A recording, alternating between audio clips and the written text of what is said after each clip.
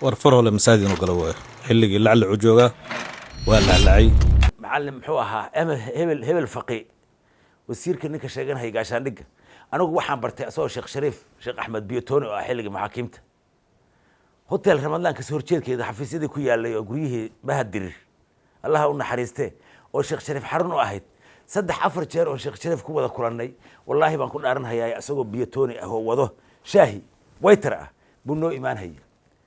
ayaga laftigooda waxa loo sheegahayo way garanhayeen wayna arkahayeen ummadda Soomaaliyeed inay qanciyaan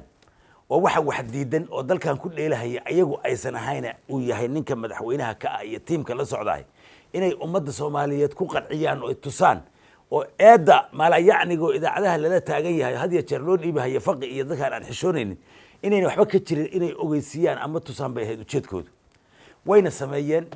kulamadii farada badnaa oo ka dhacay dadkii ka hadlahayay dad Soomaalinimo ku jirto oo qiiraysan oo macno leh oo han leh oo ka naxsan burburka Soomaaliya oo ku wada madaxweynaha iyo tiimka la socdo dad ka qiiraysan bay ahaayeen aadna uga qashucsan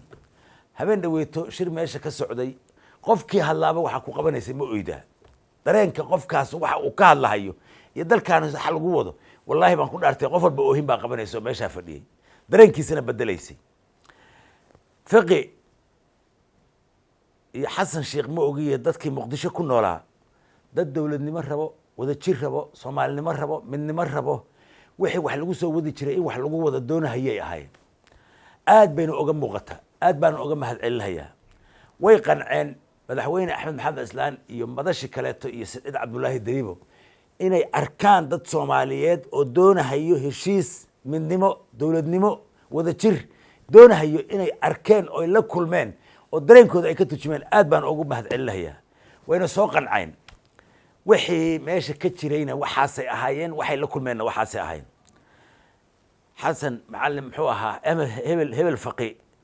wasiirka ninka sheeganaya gaashaandhigga anigu waxaan bartay asagoo sheekh shariif sheekh axmed biyotoni oo ah xilligii maxaakiimta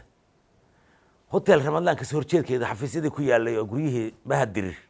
allaha u naxariistee oo sheekh shariif xarun u ahayd 3-4 jeer oo sheekh shariif ku wada kulannay wallaahi baan ku dhaaranhayaa asagoo biyotoni ah oo wado shaahi waiter ah buu noo imaanhaya hadba waxbuu noo keenahaya ninkii sidaas ahaa oo waiterka u ahaa oo ilaa heer nabad sugideed gaarsiiyey yuu ka xishoon waayey axmed maxamed islaan iyo jubbaland iyo puntland inuu ka xishoodo iyo ummadda Soomaaliyeed nima waa sugin sariigtii iyo xishoodkii wejiga waxa timaha looga fiiqay waa xishoodku mar hadduu kaa tagay qadaadkaaga iyo wejigaaga isku mid weeye waqti badan kuma dhuminahayo qofka noocaasa weeye ninkaas tan kaleeto ummadda Soomaaliyeed ama reer jubbaland oo degan dowladda kan madaxweynihiinii wuxuu tagay muqdisho oo idin warrami doonaa wuxuu u tagayna waxay ahayd danihii Soomaaliyeed iyo maslaxadii Soomaaliyeed iyo jiritaankii Soomaaliyeed inuu soo badbaadiyo meesha qatarta oo lagu wado shalayna ummadasha kaga soo baxay maantana uu u tagay qatarta lagu wadahay inuu ka badbaadiyo waad ogtihiin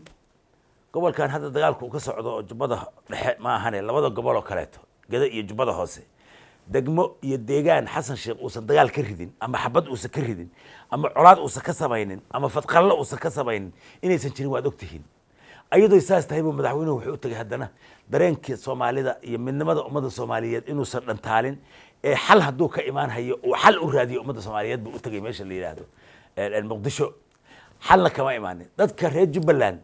madaxweynaha dhibaatadii dadka deegaankaas ku dhacday iyo ciddii ku samaysay inuu aado dadku ma ayna rabin haddana madaxweynaha waxaan kaga qaracnay wada jirka ummadda Soomaaliyeed wixiina gaaray inaan ku tanaasulno midda asaga u muuqatayna taas ayada away waxaan reer jubbaland u sheegayaa meel ay joogaanbo dalka kan gacantii buu ka baxaa ummaddii Soomaaliyeed meel ay joogtaybo gacantay ka baxda nin dal iyo dimuqraadiyad raadinhayo oo doorasho raadinhayo dadku doorashada ka raadinhayay inuu barakiciyo marna ma yeeleen dastuur hadduu raadinhayo dastuur la leeyahay oo ummaddu wada leedahay buu raadin lahay dastuur ma raadinhayo ninka kan dalka kan xoolaha iyo hantida uu dhacay buu ku qarinhayaa waxa kan cid walbana inay inta uga carooto meesha uu iska fadhiyo rabo wax doorto baa la waayo meesha uu iska yaalo Soomaaliya hay isu timaado labo yaa idin la gudboon dadaan xishoonayn ama sariig aan lahayn ama waji aan lahayn waqti lagu ma dhumiyo xasan sheekh iyo faqi waqti lagu dhumin maayo ninkii sadohdii ka carootay wuxuu yiri sodoh waxaad xurmaysaa markaad xoolo leedahay alla ilaahay xaqaagii ma gudin la isma xaasida ee adigana xishood kugu ma arag lixintan mooyaan sodohdii ninkii u gabiyey oo ka xishoon waayey cid kale kama xishoonayo meesha ugu dambaysa weeye sodoh in laga xishoon waayo nimanka sodohdood ka xishoon waayey oo dadkii soomaaliyeed ka xishoon waayey oo gabar soomaaliyeed isku dhiganaysa ka xishoon waayey oo god nin ku jiro oo meyda ka xishoon waayey ciday ka xishoonhayaan ma jirto ummadda soomaaliyeed ha isu timaado ummadda soomaaliyeed fadhiga ha ka kacdahana isu timaado